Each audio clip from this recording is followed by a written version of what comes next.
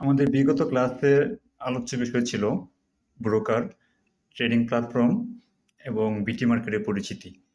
এই ধারাবাহিকতায় আমাদের আজকের ক্লাসে আলোচ্য বিষয় হচ্ছে বাই এবং কিভাবে কাজ করবে। অর্থাৎ আজকে আমাদের আলোচনার বিষয় হচ্ছে বাই এবং সেল অর্ডার কিভাবে কাজ করবে মার্কেটে, সেটা আমরা আজকে আলোচনা করে দেখাবো।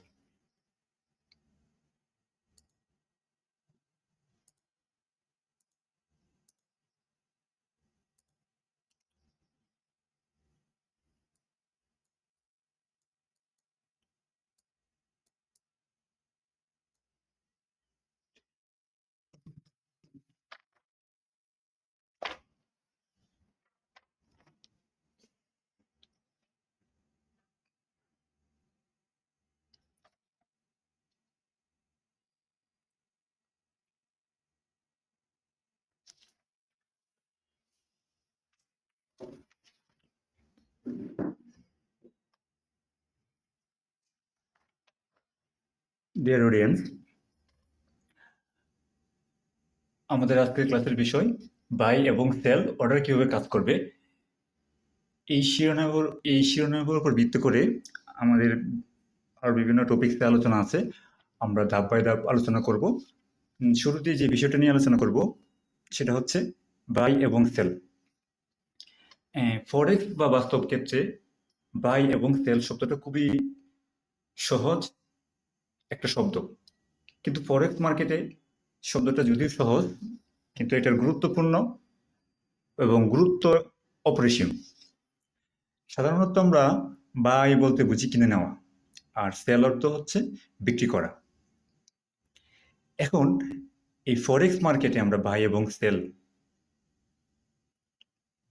এটা কিভাবে কাজ করে, বা এটা কখন বাই করব এবং কখন সেল করব, সেটা আমরা কিভাবে বুঝবো, এবং কখন বাই করতে হবে কখন সেল করতে হবে, সেটা নিয়ে আমরা আজকে আলোচনা করব। যদি আমরা আমাদের বিগত ক্লাস নিয়ে একটু আলোচনা করি, সেখানে আমাদের যে বিগত ক্লাসের যিনি ট্রেনার ছিলেন, উনি আপনাদেরকে যে যে প্ল্যাটফর্মে আমরা ট্রেড করি, MT5 বা MT4 অথবা বিটি মার্কেটের যে প্ল্যাটফর্ম আছে, সেখানে একটা চার্ট ওপেন করে আপনাকে দেখিয়েছিল। সেই চার্টে বিভিন্ন বিষয় টাইম ফ্রেম নিয়ে আলোচনা করা হয়েছিল, তারপর বিভিন্ন ক্যান্ডেল দেখানো হয়েছিল। সেই জায়গা থেকে আমরা আজকে হচ্ছে ওই ক্যান্ডেলের উপর ভিত্তি করে বা বিভিন্ন স্ট্র্যাটেজি বা অ্যানালাইসিস উপর ভিত্তি করে কখন বাই সেল করব সেটার আলোচনা। আমরা যদি একটু চার্টের দিকে যাই,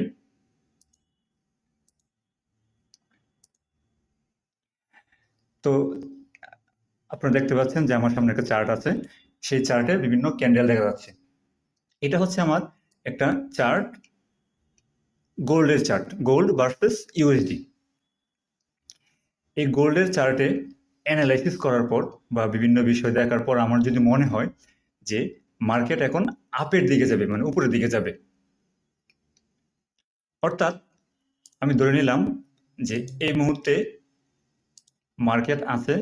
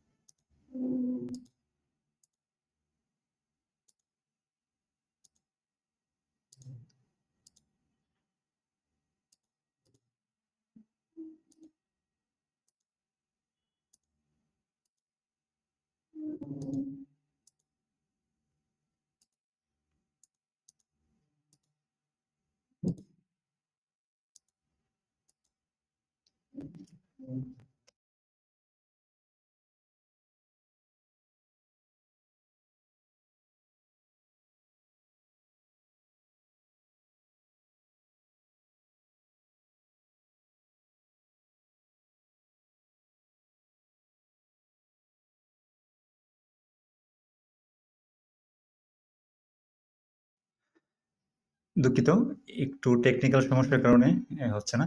আমি যেটা বলতেছিলাম,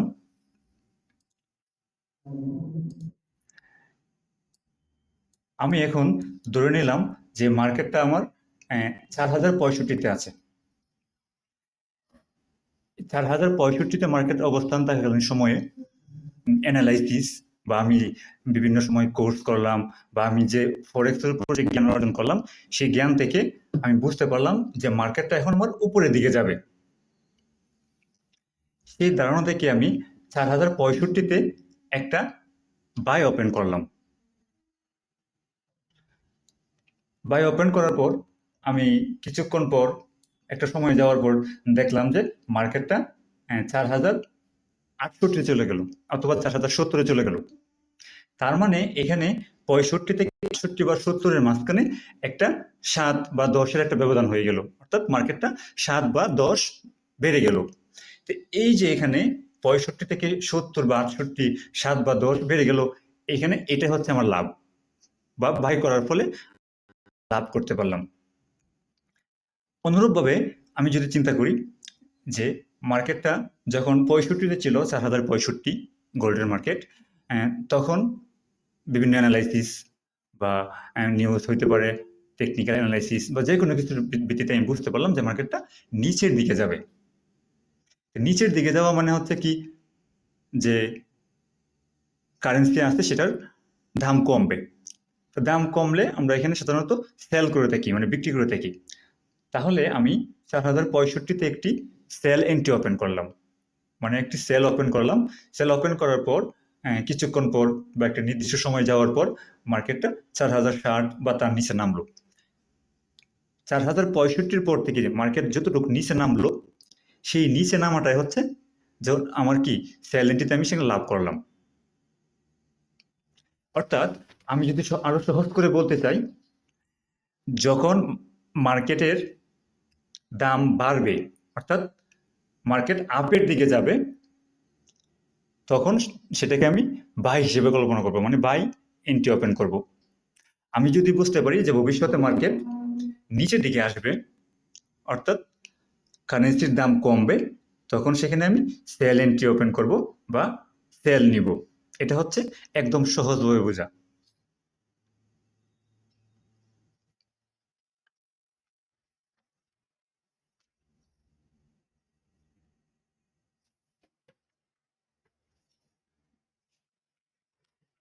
এখন প্রশ্ন হচ্ছে, আমি এই যে এখানে মার্কেটে বাই ওপেন করলাম বা বাই নিলাম, তাহলে আমি যে বাই করলাম,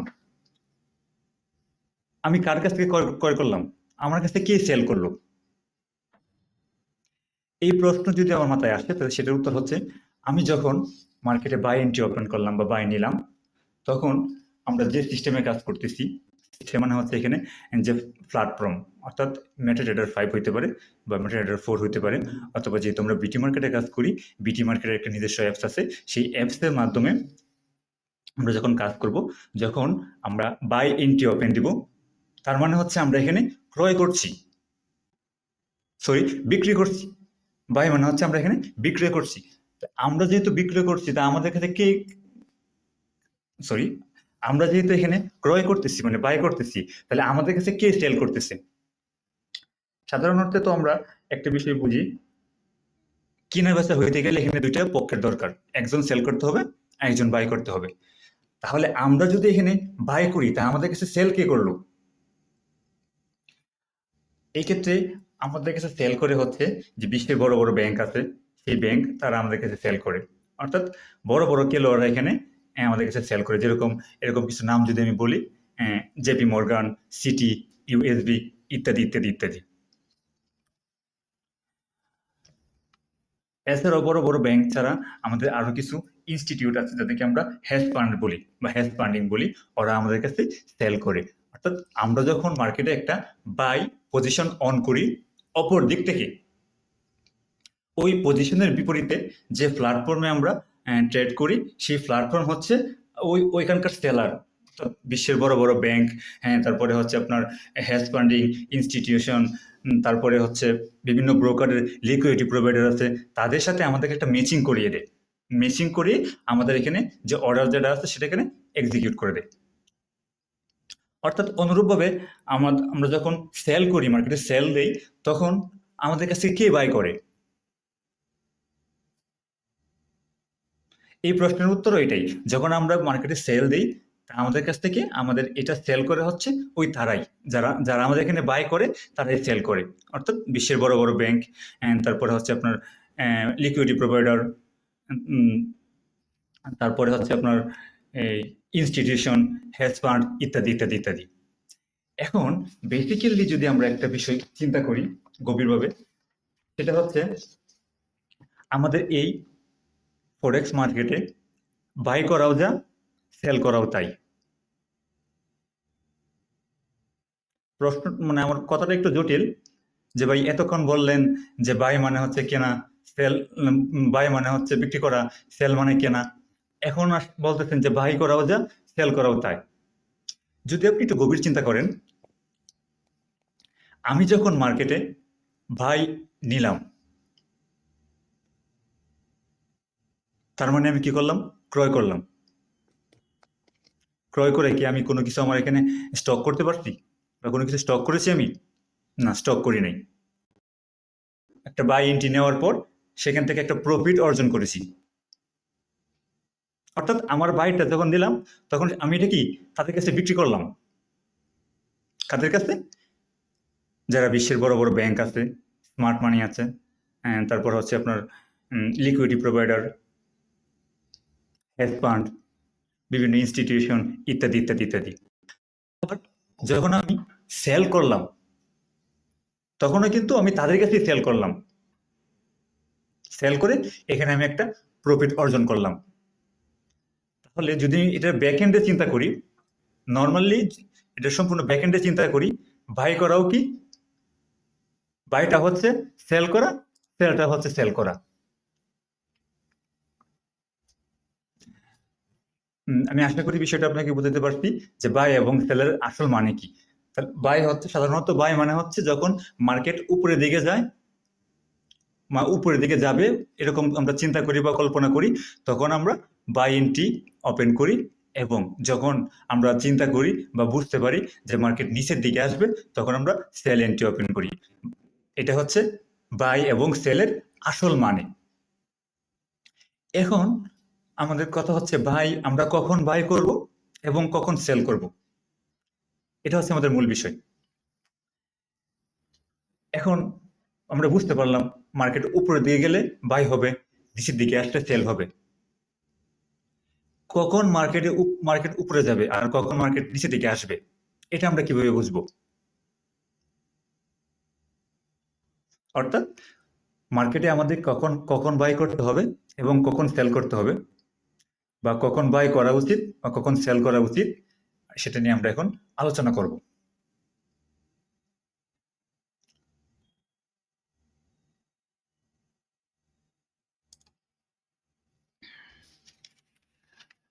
আপনারা যারা স্ক্রিন দেখতে পাচ্ছেন তারা হয়তো দেখতে পাচ্ছেন এখানে একটা বিষয় আছে যে মার্কেট যখন আপ ট্রেন্ড তখন হচ্ছে বাই, মার্কেট যখন ডাউন ট্রেন্ড তখন হচ্ছে সেল।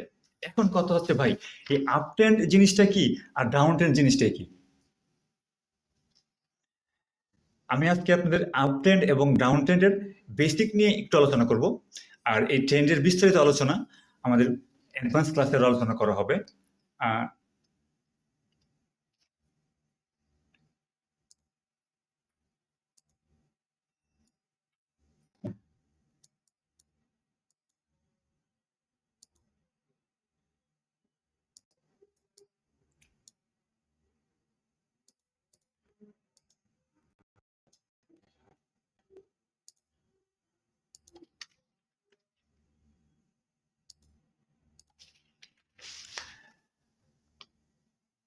আমরা যারা ট্রেডিং ভিউতে বিভিন্ন সময় চার্ট দেখে থাকি, আমরা দেখি যে আমাদের ক্যান্ডেলগুলো বা চার্টটা বিভিন্ন সময়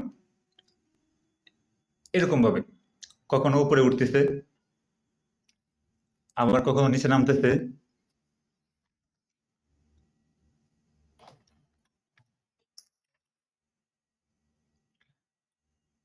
আবার উপরে উঠছে, আবার নিচে নামছে, আবার উপরে উঠতেছে। যখন মার্কেট বা চার্ট এরকম ভাবে ধারাবাহিকভাবে উপরে উঠে নামে, উপরে উঠে আবার নামে, কিন্তু ক্রমান্বয়ে সে আস্তে আস্তে আস্তে আস্তে ধাপে ধাপে উপরে উঠতে থাকে, তখন ওইটাকে আমরা আপ ট্রেন্ড বলি। এটা হচ্ছে একদম মানে নর্মাল ভাষায়, মানে আম বাগানের ভাষায় যেটা আমি বললাম। কিন্তু এই আপ ট্রেন্ড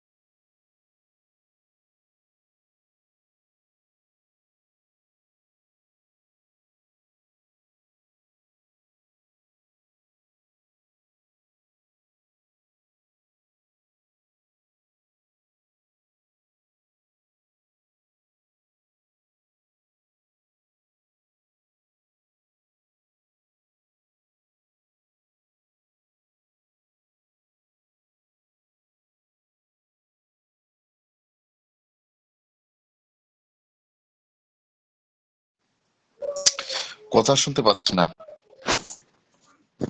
কেউ শুনতে পাচ্ছে না, জানি না, আমি কথা শুনতে পাচ্ছি না।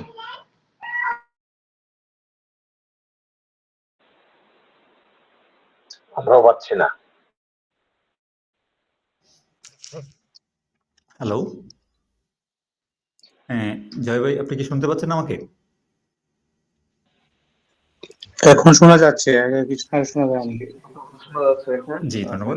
আমি যেটা বলতেছিলাম, যখন মার্কেট ক্রমান্বয়ে আস্তে আস্তে উপরের দিকে যাচ্ছে সে, অর্থাৎ সে তার যে ধারাবাহিকতা আছে সে ধারাবাহিকতা বজায় রেখে উপরের দিকে যাচ্ছে, সেটাকে আমরা নর্মালি আপ ট্রেন্ড বলি। তো যখন একটি মার্কেট আপ ট্রেন্ডে যাবে তখন আমাদেরকে বাই বাই নিতে হবে, অর্থাৎ আমরা চিন্তা করবো যে এখন আমরা বাই নিব। যেমন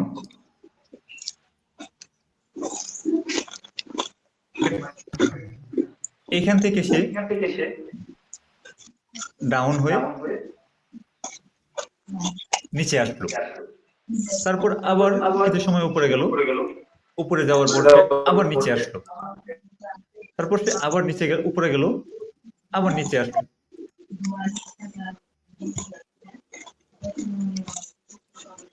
অর্থাৎ আমরা যদি সার্বিকভাবে চিন্তা করি দেখতে পারবো যে মার্কেট ধারাবাহিকভাবে সে নিচের দিকে নামছে। এই যে সে আস্তে আস্তে নিচের দিকে নামলো, এই নিচের দিকে নামাটাকে আমরা বলি হচ্ছে ডাউন ট্রেন্ড। যখন আমরা অ্যাডভান্স ক্লাস করব তখন এটার বিস্তারিত আলোচনা এবং এটার বিভিন্ন ল্যাঙ্গুয়েজ বা ভাষা আছে, কখন ডাউন ট্রেন্ড হয়, এখানে আপনার হায়ার হাই হায়ার লো, তারপরে হচ্ছে আপনার লয়ার হাই লয়ার লো, এই ধরনের কিছু ল্যাঙ্গুয়েজ, তখন ওইখানে বুঝতে পারবো। আচ্ছা, তাহলে যখন মার্কেট ক্রমান্বয়ে নিচের দিকে নামে তখন আমরা বুঝতে পারি যে এটা হচ্ছে ডাউন ট্রেন্ড। ডাউন ট্রেন্ড মানে হচ্ছে আমাদেরকে মার্কেটে সেল নিতে হবে। আমি একটা কথা বলছিলাম, সেটা হচ্ছে মার্কেট আমাদের তিন ধরনের হয়ে থাকে, একটা আপ ট্রেন্ড, ডাউন ট্রেন্ড, আর একটা হচ্ছে সাইডওয়েজ। এখন সাইডওয়েজ মানে হচ্ছে মার্কেট এখানে শুরু হইলো, এখানে উঠলো, ওঠার পর সে আবার নিচে নামলো, আবার উপরে উঠলো, আবার নিচে নামলো, আবার উপরে উঠলো। এরকম ভাবে যদি মার্কেট একটা নির্দিষ্ট দূরত্ব বজায় রেখে বা একটা নির্দিষ্ট ট্রেন্ড বজায় রেখে সে চলে, তাহলে সেটাকে আমরা সাইডওয়েজ মার্কেট বলে থাকি। এই সাইডওয়েজ মার্কেটের সাথে আমাদের আরেকটা সম্পর্ক আছে, সেটা হচ্ছে সাপোর্ট এবং রেজিস্ট্যান্স। আমরা যেমন আপ ট্রেন্ডের সময় বাই নিয়ে থাকি এবং ডাউন ট্রেন্ডে সেল নিয়ে থাকি, ঠিক ওই রকমই যখন মার্কেট সাপোর্টে থাকে, সাপোর্ট থেকে আমরা সেল নেই, সাপোর্ট থেকে আমরা বাই নেই। যখন মার্কেট রেজিস্ট্যান্স বরাবর থাকে তখন আমরা সেখান থেকে আমি একটু বলছি, যখন মার্কেট সাপোর্টে থাকবে সাপোর্ট থেকে আমরা বাই নেব, আবার মার্কেট যখন রেজিস্ট্যান্স বরাবর থাকবে, রেজিস্ট্যান্স থেকে আমরা সেল নিব। এখন কথা হচ্ছে ভাই, সাপোর্ট কি আর রেজিস্ট্যান্স কি? এই সাপোর্ট রেজিস্ট্যান্স নিয়ে আমাদের বেসিক ক্লাস আছে, সেটা হচ্ছে আমরা সপ্তম ক্লাসে পড়বো। যেহেতু আমাদের এখানে সাপোর্ট রেজিস্ট্যান্স কথাটা আসছে, সেক্ষেত্রে আমি একটু আপনাদের সাথে আলোচনা করব, কিন্তু বিস্তারিত আলোচনা হচ্ছে আমাদের এই বেসিক ক্লাসেরই যে 7 নাম্বার পার্ট যেটা আছে, সেই 7 নাম্বার পার্টে বিস্তারিত আলোচনা হবে। আমরা যদি মার্কেটের দিকে একটু খেয়াল করি বা যদি দেখে থাকি, তখন দেখবো যে মার্কেট এরকম ভাবে উপরে উঠলো, আবার নিচে নামলো, আবার উপরে উঠলো, আবার নিচে নামলো। সাধারণত মার্কেট এভাবে আপ ডাউন করে চলে। তো এই ক্ষেত্রে আমরা দেখতে পাইলাম যে এই যে জায়গা বরাবর যদি আমরা এইখানে একটা রেখা টানি, তো সেই রেখা বরাবর দেখলাম যে মার্কেট এখানে আসার পর একটা বাধাপ্রাপ্ত হইল, মানে সে আর নিচে নামতে পারে নাই, এখান থেকে সে আবার উপরে উঠে গেল, আবার নিচে নামলো। নিচে নামার বলে সে যে আগের যে পূর্বের অবস্থা যেখানে বাধাপ্রাপ্ত হয়েছিল, সে এখানে আবার বাধা পাইল, সে আর নিচে নামতে পারে নাই, সেখান থেকে বাধা পেয়ে সে আবার উপরে চলে গেল। অর্থাৎ মার্কেট যে যে জায়গাতে সে বাধাপ্রাপ্ত হইল, এটাকে আমরা বলতেছি সাপোর্ট জোন। অনুরূপ ভাবে উপরের দিকে যদি আমরা কল্পনা করি,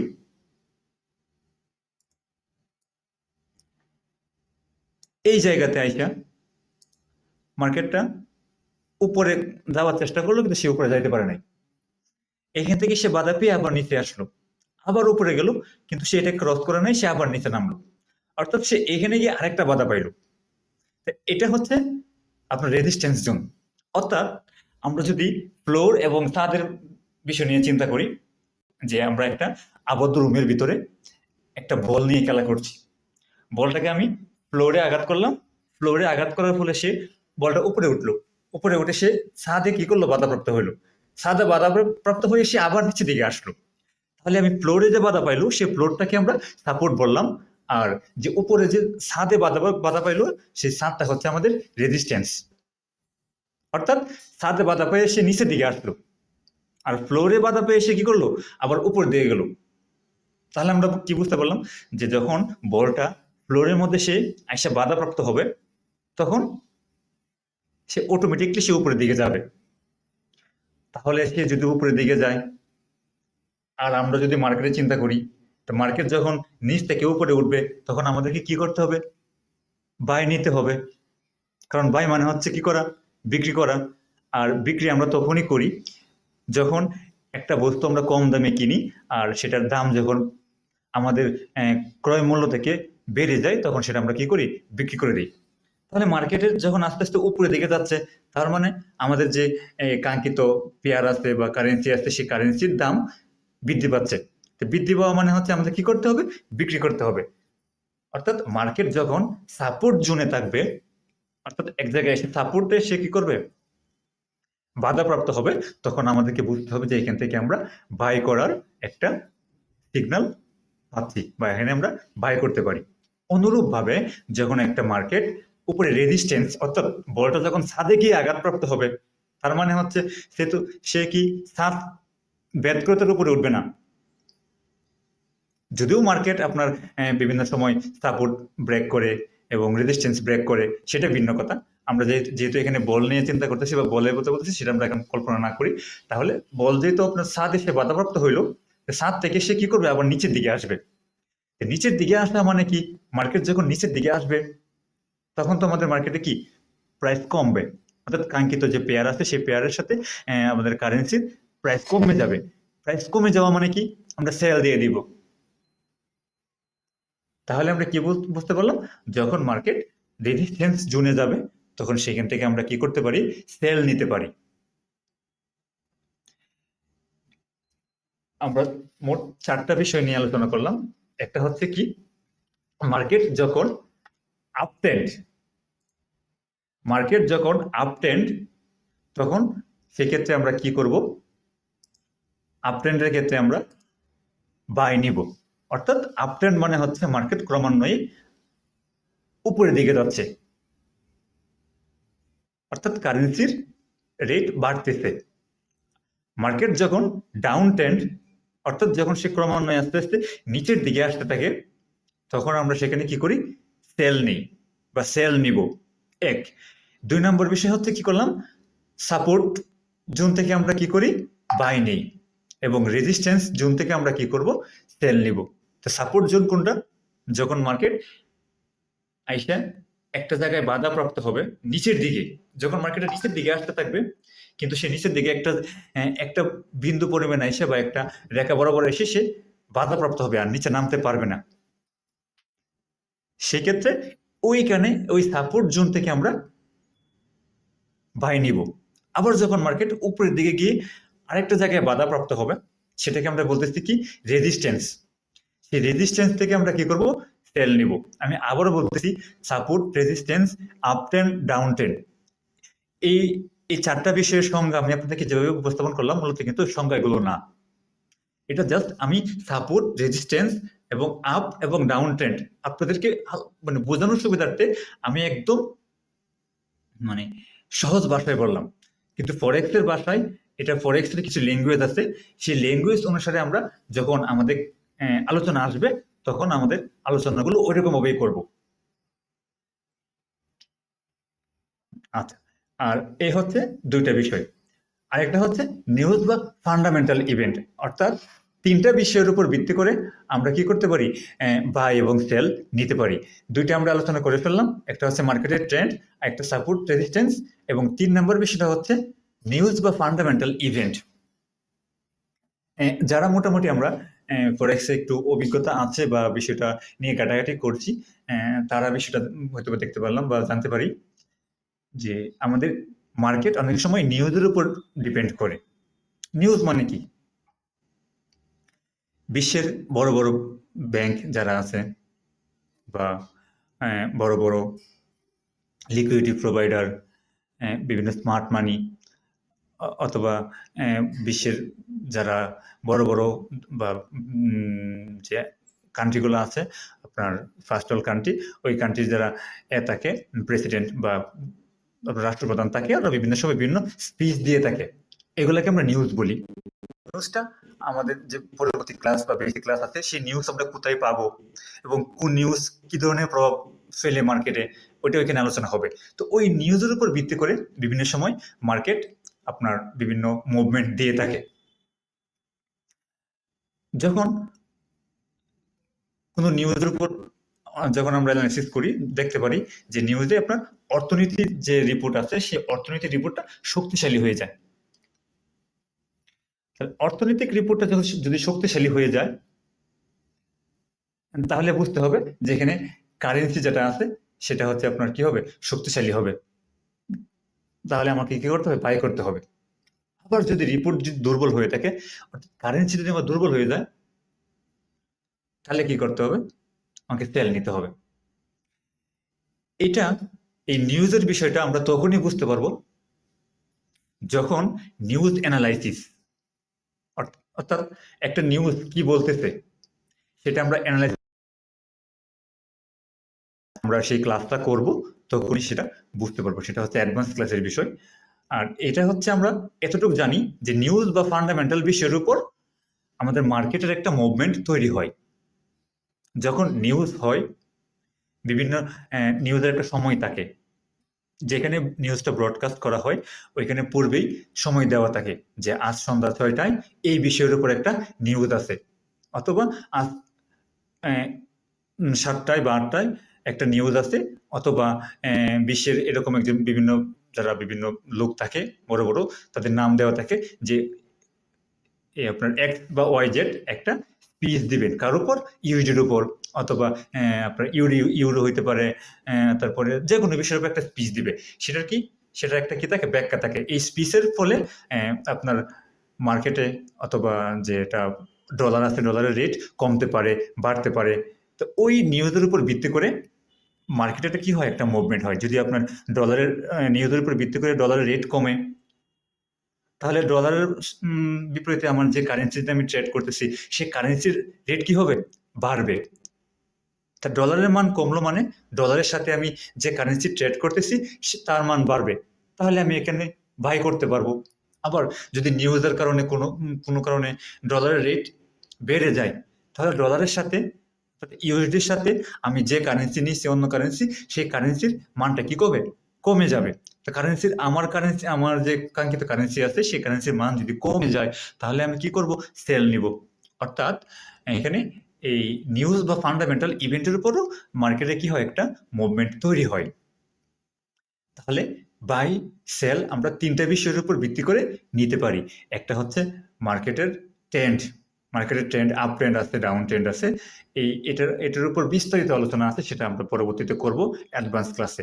এবং সাপোর্ট রেজিস্ট্যান্স নিয়ে, সাপোর্ট রেজিস্ট্যান্স লেভেল থেকে আমরা কি করতে পারি, বাই এবং সেল নিতে পারি। এটার উপর আলোচনা আছে, অ্যাডভান্স আলোচনা করা হবে। আর একটা হচ্ছে ফান্ডামেন্টাল নিউজ বা ফান্ডামেন্টাল ইভেন্ট, এটার উপর ভিত্তি করে কি করতে পারি, আমরা বাই অথবা সেল নিতে পারি। এই ক্ষেত্রে আমরা যারা একদম বিগিনার আছি, বিগিনার ট্রেডার যারা, তাদেরকে আমরা যেটা পরামর্শ দিয়ে থাকি, নিউজ টাইম অর্থাৎ যে সময় নিউজ হয় সেই নিউজ টাইমে ট্রেড না নেওয়ার জন্য, অর্থাৎ কোনো প্রকার আপনার এন্ট্রি না নেওয়ার জন্য। কারণ ওই সময়, ওই নিউজের সময় হচ্ছে মার্কেটটা প্রচুর পরিমাণে আপনার অ্যাগ্রেসিভ একটা মুভমেন্ট দেয়, হয় বাইং হয়, না হয় সেলিং হয়। সেই ক্ষেত্রে অ্যাগ্রেসিভ মুভমেন্ট হওয়ার ফলে এসএল হিট করার একটা সম্ভাবনা থাকে। কাজেই আমরা নিউজ টাইম যখন নিউজ হবে সেই সময় আমরা কি করব, ট্রেড নেওয়া থেকে একদম বিরত থাকবো। আমি আশা করি এই মার্কেটের ট্রেন্ড, সাপোর্ট রেজিস্ট্যান্স এবং নিউজ বা ফান্ডামেন্টাল বিষয়টা আমি আপনাদেরকে বোঝাতে সক্ষম হয়েছি। এবার হচ্ছে বিটি মার্কেটে আমরা চার্ট কিভাবে চিনব। যারা আমরা আজকে ক্লাসে যুক্ত আছি সবাই আমরা জানি যে আমরা যে ব্রোকার নিয়ে কাজ করছি সেই ব্রোকারের নাম হচ্ছে বিটি মার্কেট। যেহেতু আমাদের ব্রোকারের নাম বিটি মার্কেট, তাহলে আমরা ট্রেডিং ভিউয়ে যে চার্ট দেখে থাকি, সেই চার্টটাও কিন্তু আমাদের ব্রোকারেরই চার্ট। সেই চার্টটা আমরা কিভাবে চিনব, বা সেই চার্টে আমরা কিভাবে কি করব, ট্রেড নিব, সেটা আমরা এখন দেখব। বিটি মার্কেটে যে চার্ট আছে সেই চার্টটা অ্যানালাইসিস করে যারা আমরা ট্রেডিং ভিউ দেখি, আপনারা হয়তো দেখতে পাচ্ছেন আমার স্ক্রিনে যে একটা চার্ট দেখতে পাচ্ছেন, সেটা হচ্ছে ট্রেডিং ভিউ নামক একটা ওয়েবসাইট থেকে আমি দেখাচ্ছি। এটা গোল্ড ভার্সেস ইউএসডির একটা চার্ট। এইখানে হচ্ছে মার্কেট অ্যানালাইসিস করা হয়। এই মার্কেট এখান থেকে অ্যানালাইসিস করে ভিন্ন একটা প্ল্যাটফর্ম, সেই ভিন্ন প্ল্যাটফর্মরা আমরা বিগত ক্লাসে আলোচনা করা হয়েছে।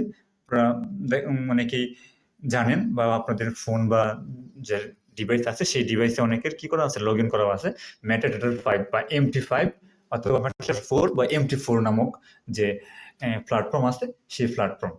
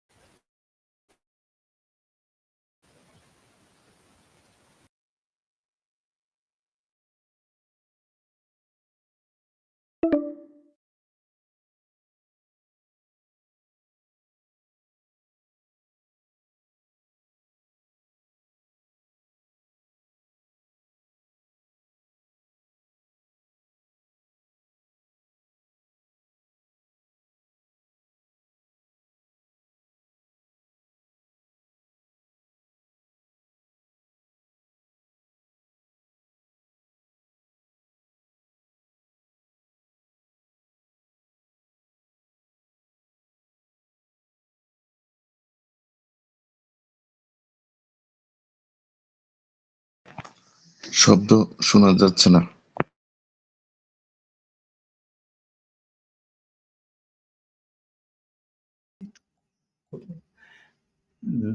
আপনারা দেখতে পাচ্ছেন যে এখানে আমি একটা ট্রেড ওপেন করার পর উপরের দিকে একটা লাল রেখা দেখতে পাচ্ছেন, সেটাকে আমরা টিপি বলি, অর্থাৎ টেক প্রফিট। টেক প্রফিট মানে হচ্ছে যে আমি এখান থেকে চিন্তা করলাম বা ধরে নিলাম আমি $5 কি করব, প্রফিট করব। তাহলে $5 যদি প্রফিট করি, আমার ট্রেড থেকে ট্রেড যেখানে আমি করেছি, ওপেন করেছি, সেখান থেকে $5 যে পর্যন্ত হয় সেখানে আমি একটা রেখা টেনে দিলাম, যে মার্কেট যখন এই পর্যন্ত যাবে তখন অটোমেটিকলি আমার প্রফিট নিয়ে ট্রেড ক্লোজ হয়ে যাবে। যদি কোনো কারণে মার্কেটটা নিচের দিকে আসে, তাহলে আমি কি করলাম, একটা নির্দিষ্ট পরিমাণ এসএল বসাই দিলাম। মানে হচ্ছে আমি যদি $5 এখানে লাভ করি, তাহলে মার্কেটে আমি এখানে মনে করেন যে $2 লস করবো। তাহলে $2 পর্যন্ত আমি একটা রেখা টেনে দিলাম। সেই রেখা পর্যন্ত যদি মার্কেট আসে, তাহলে অটোমেটিকলি কি হয়ে যাবে, $2 লস নিয়ে মার্কেটটা ট্রেডটা কি হয়ে যাবে, ক্লোজ হয়ে যাবে। এটা হচ্ছে টিপি এবং এসএল এর কাজ।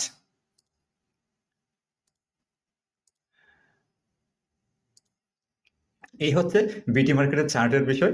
এখন আমরা যে বিষয়টা নিয়ে বলবো সেটা হচ্ছে যারা নতুন ট্রেডার আছেন তারা সাধারণত আমরা 5টি ভুল করে থাকি। সেই ভুলগুলো কি কি?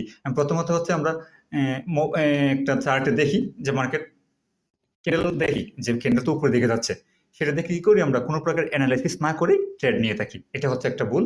আর একটা হচ্ছে নিউজ বা কখন নিউজ হচ্ছে সেই নিউজটা না জেনে আমরা কি করি, বা একটা অ্যাগ্রেসিভ মুভমেন্ট হচ্ছে সেই মুভমেন্ট দেখে আমরা কি করি, ট্রেড নিয়ে থাকি। এটা আমাদের একটা ভুল। আর একটা হচ্ছে টাইম ফ্রেম বা ছোট টাইম ফ্রেম। টাইম ফ্রেম সম্পর্কে আলোচনা আমরা বিগত ক্লাসে হয়েছে।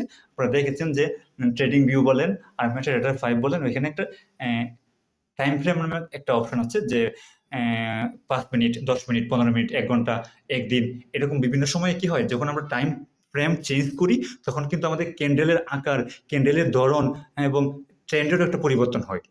অনেক সময় দেখা যায় কি, ছোট ছোট টাইম ফ্রেমে দেখাচ্ছে মার্কেট উপরের দিকে যাচ্ছে বা নিচের দিকে যাচ্ছে, কিন্তু যখন আমরা একটা বড় টাইম ফ্রেমে যাই তখন সম্পূর্ণ বিপরীত হয়ে যায়। কাজেই ছোট টাইম ফ্রেম দেখে বা বড় টাইম ফ্রেম দেখে আমরা কি করবো না, এভাবে ট্রেড নিব না।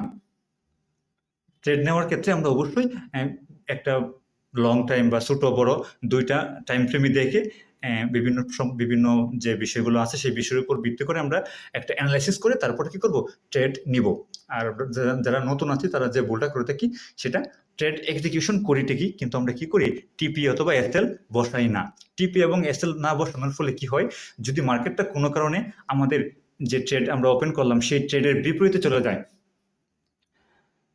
তখন যদি মার্কেটে অ্যাগ্রেসিভ মুভমেন্ট থাকে, তাহলে আমাদের কি হয়, একটা বিগ অ্যামাউন্ট লস হয়ে যায়, যেটা আমরা কখনো কল্পনা করতে পারি না।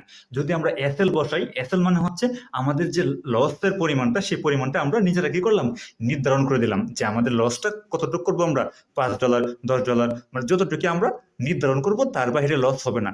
সেই পর্যন্ত গিয়েই অটোমেটিকলি কি হয়ে যাবে, আমার ট্রেডটা ক্লোজ হয়ে যাবে। আর যদি আমরা সেই এসএলটা না বসাই, তাহলে কি হয়, মার্কেটটা যদি কোনো কারণে আমাদের ট্রেডের বিপরীতে চলে যায়, তাহলে সেখানে আমাদের আওতার বাহিরে কি হয়ে যায়, লস হয়ে যায়। সে জায়গা থেকে আমরা কি করব, সবসময় নিজেকে দূরে রাখবো। আরেকটা হচ্ছে ট্রেন্ড না মেনে বা ট্রেন্ড না বুঝে ট্রেড নেওয়া। নতুন যারা আছে তারা আমরা কি করি, মার্কেটের ট্রেন্ড বুঝি না, মার্কেট কোন দিকে যাচ্ছে, আপে যাচ্ছে নাকি ডাউনে যাচ্ছে, সেটা না বুঝে কি করি আমরা, একটা মানে হঠাৎ করে কি করি, ট্রেড নিয়ে নিই। তারপর আমরা ট্রেড নেওয়ার পরে কি করি, দেখি যে আমরা নিলাম বাই, কিন্তু বাই নেওয়ার সাথে সাথেই মার্কেট চলে যাচ্ছে নিচের দিকে, ডাউন হয়ে যাচ্ছে। অর্থাৎ সেটা হচ্ছে আমাদের ট্রেন্ড না বোঝার কারণে। আমরা সাধারণত এই ভুলগুলো করে থাকি। এই ভুলগুলো থেকে আমরা সবসময় দূরে থাকবো। অর্থাৎ আমাদের আলোচনার বিষয় এগুলো ছিল। ওভারঅল আমরা যদি বলি, সেটা ওভারঅল হচ্ছে আমরা কি করলাম যে কখন মার্কেট থেকে বাই করব, কখন মার্কেটে সেল করব, হ্যাঁ, সাপোর্ট কোথায়, রেজিস্ট্যান্স কোথায়, তারপরে আপ ট্রেন্ড, ডাউন ট্রেন্ড, তারপরে নতুনরা কি কি ভুলগুলো করে থাকে সবগুলোই আমরা মোটামুটি আলোচনা করেছি। আর ক্লাস শেষে আপনাদের যিনি এডমিন আছেন সেই এডমিনের কাছ থেকে আজকের ক্লাসের পিডিএফটা নিয়ে নেবেন। সেই পিডিএফ এরও বিস্তারিত আলোচনা আছে, সেগুলো পড়ে নেবেন। যদি আজকের ক্লাস রিলেটেড কারো কোনো প্রশ্ন থাকে কাইন্ডলি হ্যান্ড রেজ করেন,